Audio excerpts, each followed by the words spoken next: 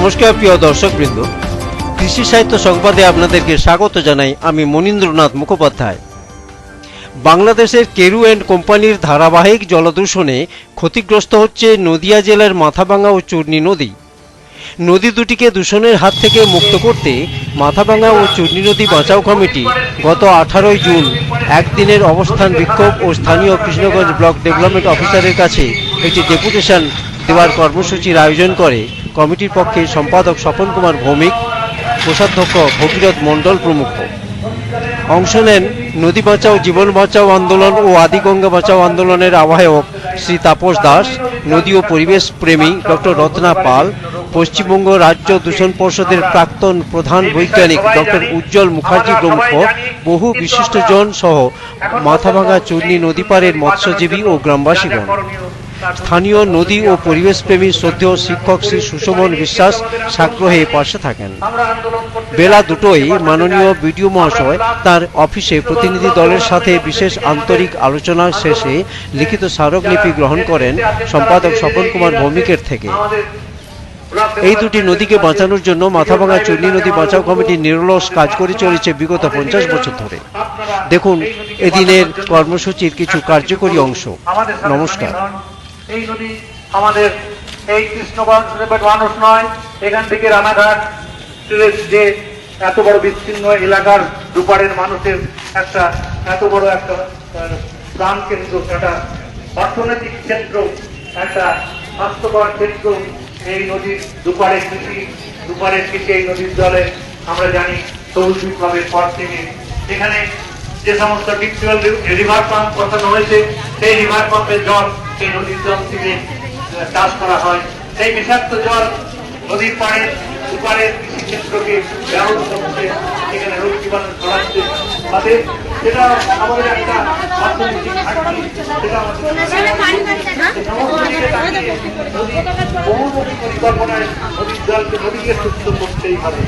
কথা কিন্তু মানুষ বলবে। আজকে এই মানুষ কিছু কথা তো বলেছে নির্বাচন বলার পর এখন তারা দেখবে, আমরা দেখব যে তুমি সরকার, তুমি আমাদের জীবনযাত্রার উপরে, আমাদের ধরিত্রীর উপরে, আমাদের দেশের উপরে, আমার প্রাকৃতিক সম্পদের উপরে এই যে আক্রমণ, প্রয়োজন হলে সেটাকে তুমি বহিঃশত্রুর আক্রমণ হিসেবে চিহ্নিত করো। তার কারণ এটা কোনো একজন গরিব মানুষের চাহিদার ফলে এটা হচ্ছে তা না। সারা পৃথিবীতে দেখবেন তারা দু ধরনের মদ তৈরি করে। 1971 সালে বেলজিয়াম থেকে নতুন যন্ত্রপাতি তারা এনেছিল নতুন ভাবে কাজ করতে। আবার 2000 সালে তারা নতুন করে এর গতি বাড়ায়।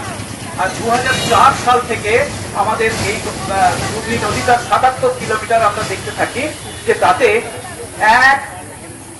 কণামাত্র অক্সিজেনের অবস্থান নেই। সেইখান থেকে নদীর প্রবল কতটা, অর্থাৎ নদী যদি আজকে একটা মানুষ হয় তাহলে সে যদি বলে এইটা আমি, তার যে ছাড়পত্র সেটা ইরিগেশন ডিপার্টমেন্টের কাছ থেকে তোমাকে প্রকাশ করতে হবে। আমরা এক চুল নড়বো না যতদিন না পর্যন্ত এই দাবি আমাদের আদায় হয়। এটা তোমাকে আমাকে দিতে হবে, জানাতে হবে। এটা এমন কোন রকম ভাবে ভীষণ গুপ্ত একটা সম্পদ এরকম নয়। 3 নম্বর, এই নদীর উপরে কোথায় কোথায় বর্জ্য ফেলা হয়। এক হচ্ছে আমাদের যাকে আমরা লিকুইড ওয়েস্ট বলি বা তরল বর্জ্য, অর্থাৎ বাথরুম, পায়খানা, রান্নাঘর, বাড়ি ধোয়া, গাড়ি ধোয়া, সবকিছু, বাজার, সেগুলো বিভিন্ন জায়গায় হয়ে, বিশেষ করে যেখানে জনবসতি বেশি, শহর বা গঞ্জ অঞ্চল, শেষ পর্যন্ত দেখবেন নদীতে গিয়ে মিশে। কোথায় এটা এবং কতটা বর্জ্য যাচ্ছে। আর হচ্ছে পরিভাষায় সলিড ওয়েস্ট বা কঠিন বর্জ্য। সে কাগজ হতে পারে, বাক্স হতে পারে, ব্যাংকরা হতে পারে, প্লাস্টিক হতে পারে, অমুক তমুক হ্যান ত্যান সবকিছু। এসব কিছু এই নদীর কোথায় কোথায় এবং কত পরিমাণে এটা বিসর্জন হচ্ছে সেটা হিসেব রাখার দায়িত্ব তোমার, আমরা সাহায্য করি। এই হিসেবটা তুমি তৈরি করো, আমাদের সাহায্য চাইলে বলো। দ্বিতীয় আক্রমণ, এই নদী দখল হয়ে যাচ্ছে। আমাদের জানাতে হবে এই নদীর মানে কি। যেমন আমাকে যদি জিজ্ঞেস করে তাহলে আমার বাপ মা নেই, আমার মেয়ে আছে, সে বলবে আমার বাবা এত ফুট লম্বা, এই তার ওজন, এই তার নাম, এই তার আধার কার্ড। এই নদীর এই পরিচয়টা আমাদের দাও। কি করে পরিচয় হয়? নদীর পাড়, নদীর কুল এবং নদীর বহতি হই যে জল, তার বলে কেন্দ্রীয় লাইন, সেন্ট্রাল লাইন। অর্থাৎ একদম আনন্দপুর থেকে রানাঘাট পর্যন্ত কোন রেখা বরাবর এই নদীটার মাঝখান গেছে। আমাদের প্রধান চূর্ণী নদীর স্বাস্থ্যের উপরে 3টে আক্রমণ। ওই যেমন কোভিডের সময় বলতো, প্রথমে জ্বরজারি হবে, একটু নাকের গান চলে যাবে, তারপরে লাং কনজেশন, এইরকম 3টে প্রধান আক্রমণ। তার মধ্যে প্রথম, বাংলাদেশের ওপার থেকে বিনে পয়সায় এই মদ তৈরি করতে গিয়ে তার যা গাদ, সেটা তারা এই নদীর বুকে ঢেলে দেয় এবং হুড় করে 2.5 কিলোমিটার পথ পরিক্রমা করে গোবিন্দপুরে তারা আমাদের দেশে ঢুকে পড়ে। আমার যতদূর জানা আছে, যতটুকু রিপোর্ট পাওয়া যায়, তারা প্রতিবারই ভারতবর্ষকে জানিয়ে দেয়, যেদিন তারা জল ঢালে, যে আমরা পরীক্ষা করে দেখেছি এই জলের গুণমান ভীষণ ভালো বলে একটা রিপোর্ট পাঠিয়ে দেয়। কিন্তু আমরা এই রিসেন্টলি একটা পর্যায়ের মধ্যে দিয়ে গেলাম, যার নাম হচ্ছে নির্বাচন। নদী আমাদের রক্ষার বড় হাতিয়ার, পরিবেশ রক্ষার হাতিয়ার। আমরাও অঙ্গীকার করব, এই নদীতে আমরা বিক্ষিপ্ত ভাবে প্লাস্টিক ফেলবো না, আমরা গৃহস্থালী আবর্জনা ফেলবো না, আমরা তরল বজ্র পদার্থ সরাসরি এই নদীতে নিক্ষেপ করবো না, আমরা পুজো পার্বণের যে সমস্ত দ্রব্য, মাটির হাঁড়ি কলসি, মাটির গ্লাস, এই সমস্ত আমরা নদীর জলে সরাসরি নিক্ষেপ করবো না। এই অঙ্গীকার আমরা যেমন করছি, সেই সাথে আমাদের আরো যেটা সবথেকে কঠিন ব্যাপার, এটা একটা ইন্টারন্যাশনাল ব্যাপার। দুই রাষ্ট্র ভারত এবং বাংলাদেশের মধ্যে দিয়ে এই নদী প্রবাহিত হয়েছে। আমরা আমাদের জনগণকে যদি সজাগ করতেও পারি, কিন্তু বাংলাদেশের মানুষ, বাংলাদেশের কেরু কোম্পানির যে অংশটুকু আছে, তারা যদি তাদের ইচ্ছা মতো সবসময় কঠিন বস্ত্র বা বিভিন্ন রকম ভাবে বস্ত্রদূষিত বস্ত্র ফেলে, এখানে আমাদের করার কিছু নেই। তাদের সেই ক্ষেত্রে প্রশাসনের স্তরের বিভিন্ন স্তরগুলোর মধ্য দিয়ে, তাদের সাথে আলোচনার মধ্য দিয়ে বা আজকে তাদের মধ্যে আলোচনার মধ্য দিয়ে এই নদীকে বাঁচাতে হবে আমাদের। আমরা কখনোই বলবো না যে কেরু কোম্পানির জল আমাদের নদীতে ফেলতে দেবো না। আমরা এটাই বলবো যে কেরু কোম্পানির জলকে ট্রিটমেন্ট করে উপযোগী জল, স্বাস্থ্য জলের উপযোগী করে এই নদীতে ফেলুন। আচ্ছা, তো আমরা ওই পয়েন্ট ধরে ধরে একটু আলোচনা করি, তাহলে সব আলোচনার মধ্যে আমরা যাব। তো আমাদের বিশেষ করে আমাদের যেটা এই নদীর ধারে গাছ কাটা, নদীর ধারে আমরা গাছ কাটা বন্ধ করেছি। আমি নিজে ফরেস্ট ডিপার্টমেন্টের সঙ্গে যোগাযোগ করেছি, ওরা আমাকে ফোন করেছে যে এখন আপনি আমাদের ফোন করে জানাবেন, আমাদের নিজস্ব পুলিশ আছে, আমরা নিজেরা গিয়ে হচ্ছে গাছ কাটা বন্ধ করবো এবং অ্যাকশন নেবো। কিছু কিছু জায়গায় অ্যাকশন হয়েছে, হয়নি তা নয়, কিন্তু সব ক্ষেত্রে আমাদের কানে সবসময় খবর যায় না।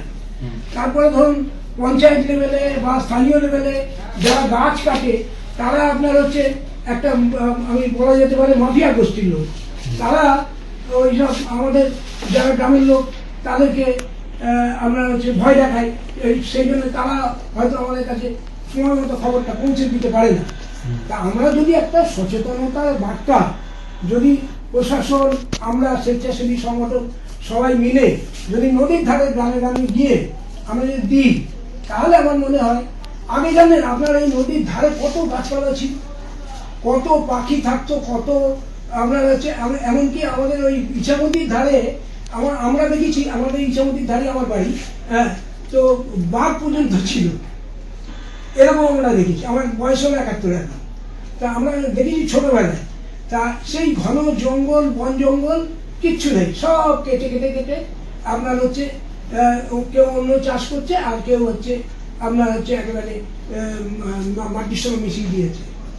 তো আরেকটা বিষয় হচ্ছে যে নদীর যে জল সীমানা, এই জল সীমানার ব্যাপারটা এটা হচ্ছে এমনই একটা ব্যাপার। ধরুন যে কোনো বহতা নদী 333 থেকে 340 ফুট, মানে এসব আমাদের গঙ্গার কথা বলছি না, গঙ্গা ভাগীরথী নয়, আমাদের এই যে যেসব বহতা নদীগুলো আছে, চুর্মি, মাথাভাঙা, ইছামতি, আমাদের এই 3টে নদীর কথা বলতে পারি, হ্যাঁ, জলঙ্গি, হ্যাঁ, অঞ্জনা, এইসব নদীগুলো। তো এই 340 ফুট জল সীমানা, এটা হচ্ছে এখন আপনি গিয়ে দেখবেন যে কোথাও 40 ফুট নদী, কোথাও আপনার 45 ফুট 50 ফুট নদী, আর নদীর কোনো অস্তিত্বই নেই। দুপারে চাষবাস, হ্যাঁ, আর হচ্ছে সব জবরদখল করে যে যার মতো করে করছে। তা এইটা আমরা আপনার কাছে যেমন আমরা জানাচ্ছি, এটা আমরা সর্বোচ্চ জায়গাতেও আমরা পৌঁছে দেবো। এটা একটু বন্ধ করার ব্যবস্থা করতে হবে, যাতে নদীর জল সীমানায় কোনো চাষাবাদ বা কোনো কিছু না হয়। আমরা যেমন বাংলাদেশের দূষিত জল ছাড়া বন্ধ করার কথা বলছি, তেমনি আমরাও নদীটাকে নানাভাবে নষ্ট করছি। নদীর ধারেরই সব বিভিন্ন গ্রামে, স্বর্ণখালীর আছে, শিশিরনগরের আছে, আমাদের বানপুরের আছে, আমাদের তেঘরি আছে, তালদর আছে, বিভিন্ন গ্রামের আছে, কৃষ্ণগঞ্জের শুরু আছে।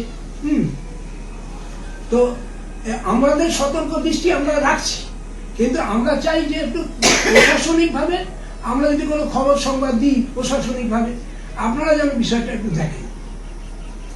এবার তাপসা বলুন।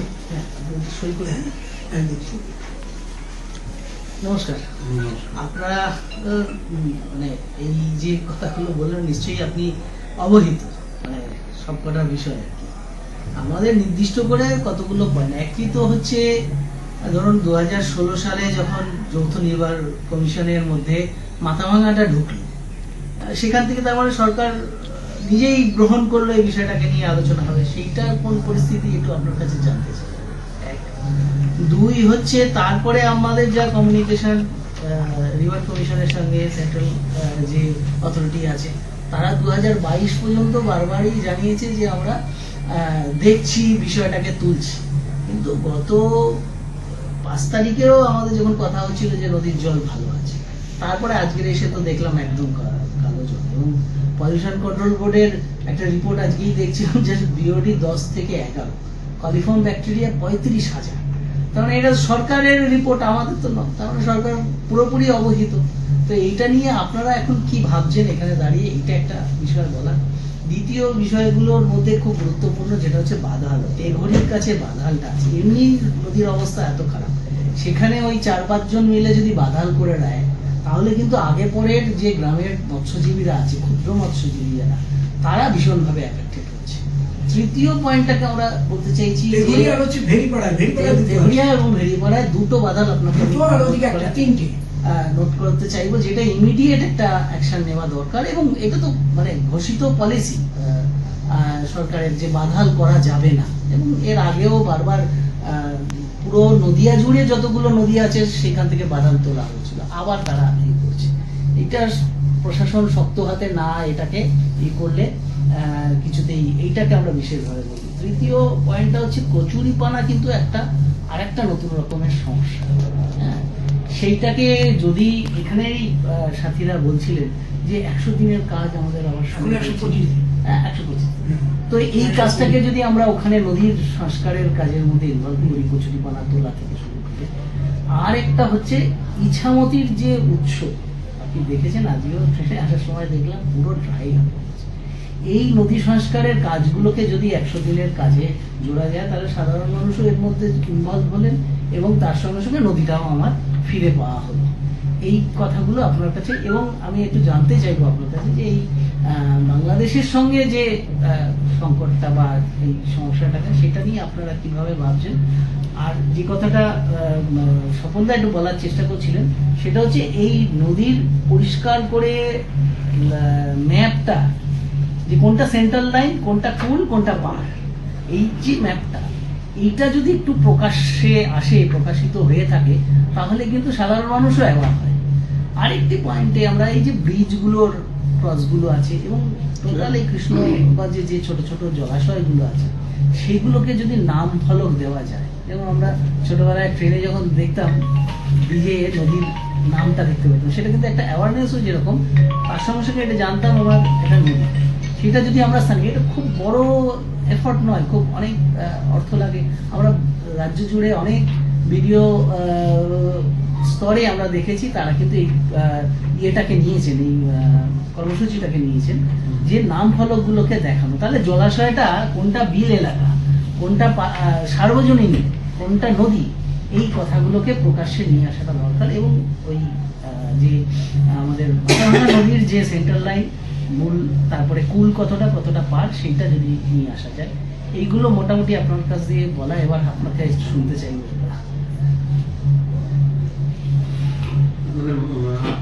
আর বললেন না ভিডিও না